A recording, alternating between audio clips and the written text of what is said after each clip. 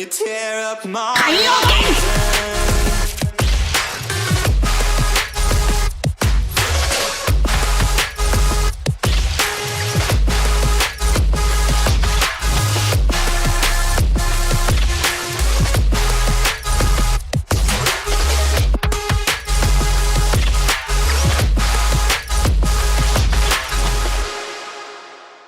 Welcome back guys to the PvP build for the Godo chapter. Today I'm on Magblade with a vampire gank one-hit setup. I did something similar back in the days already, but now improved with the scribing skills. Let's take a look on the sets really fast. I'm using the same setup as before with Shattered Fate, over 7k penetration, a must-have, with War Maiden, almost 600 weapon spell damage to your magic damage abilities, and take a guess, we only use magic damage abilities on this setup, so perfectly made for this. With Balog for the extra pen and weapon damage as monster set, and Magplar simply potentates just as filler, but you can use any weapon here, doesn't matter. Now this entire setup is based on the vampire spell build Blood for Blood. Deals magic damage and applies instantly the hemorrhaging status effect, so the bleeding status effect. Deals up to 65% more damage based on your missing health. This part is really important here. Now Blood for Blood costs 1.7k HP with Vamp stage 4, so it's important to obviously be above this value, as close as possible. I'm usually at around 2 to 3k HP, just to make sure that I can still use Blood for Blood during the combination. Now this thing hits around 15 to 20k plus. Keep in mind, it's not an ultimate, it's a simple spammable. It's completely broken, and now it's even stronger with the scribing skills, which I get into later. Probably the most strongest gank setup in terms of pure damage. I don't think there's anything else capable of doing around 40k plus damage in a split of a second. It's brutal. Armor types to medium.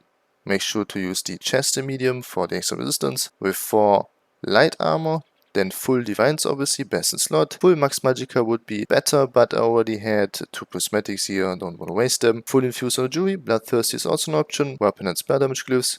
From but 2 mazes, learn sharp for the extra penetration, flame and poison chant, pretty basic. Then backed by 2H in defending. It's important to have a 2H simply for the weapon and spell damage buff with 4 momentum, otherwise we will be missing the major brutality and sorcery buff. Big changes on the skills, especially the back bar. Like I said, for momentum, for the major brutality and sorcery buff needed, make sure to use this one, goes 40 seconds. Then Chant Acceleration for the minor force and major expedition. Still Seeming Frenzy needed to drain our HP, and if you time it correctly, we can even have up to 400 extra weapon spell damage during the combination. Really strong. Then new are Warding Burst and Fury Contingency. Now Contingency alone deals already 5 to 6, sometimes 8k plus flame damage, but the problem with Contingency is you cannot use any skills afterwards. So always pre-buff yourself with Contingency as last pre-buff skill, and then use obviously Soul Harvest into Blood for Blood. But I will talk about the combination later. The nice part about Contingency is also Varus Opportunity, the signature script. Increase the damage done of your next direct attack used within 5 seconds by 2k. So it will empower Soul Harvest or Blood for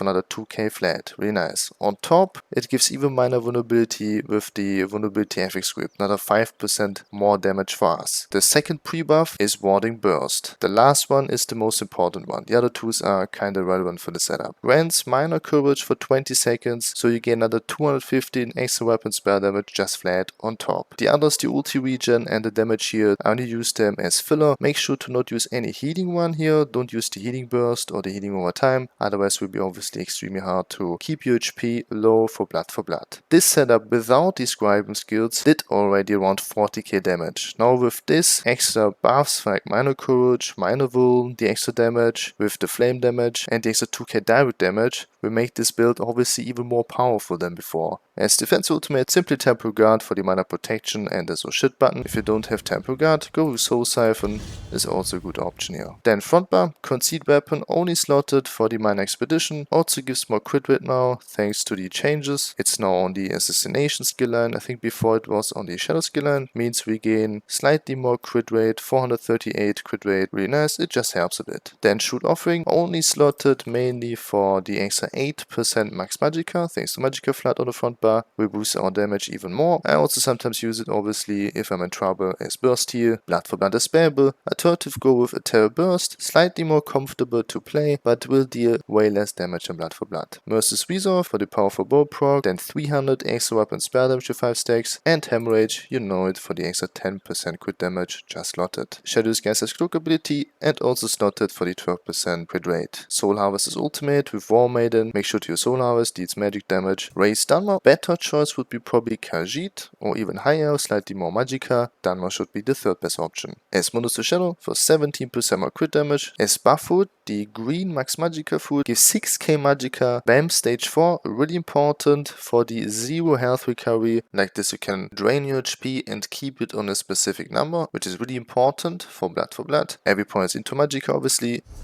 And potions, I use the Invis potions. Keep in mind we cannot use Shadow Skies after Contingency, so we need the Invis potions, otherwise it will be kinda hard, you will always get detected. Use this one with Mage Expedition, helps with the extra movement speed. Blue CPs, Steady Aim, Mastered Arms, Fighting, Finesse and Morpho Strikes. Red CPs, Boundless Fatality, Rejuvenation, Celerity and Bastion, which also increase our damage by 50% against shielded targets. There's also another green CP, Sustaining Shadows, which reduces the cost of another 50%. Really helpful in this case here. Rotation. First of all, drain your HP with Searing Frenzy.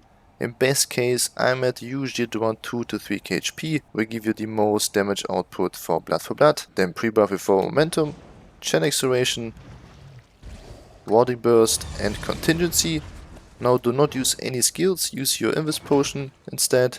Go to your front bar and do not light or heavy attack before Soul Harvest. Only use Soul Harvest for the 100% crit rate thanks to Shadow Disguise. Into light attack, into Blood. That's it with another PvP build. Thanks for watching, have a nice day, and I'll see you guys in the next one. Peace. Wake up to the sound of thunder, like First blood. Are you gonna wait forever? I can see the stars reflecting, the empty tires made of steel. Everything but you is fading. Multi-kill.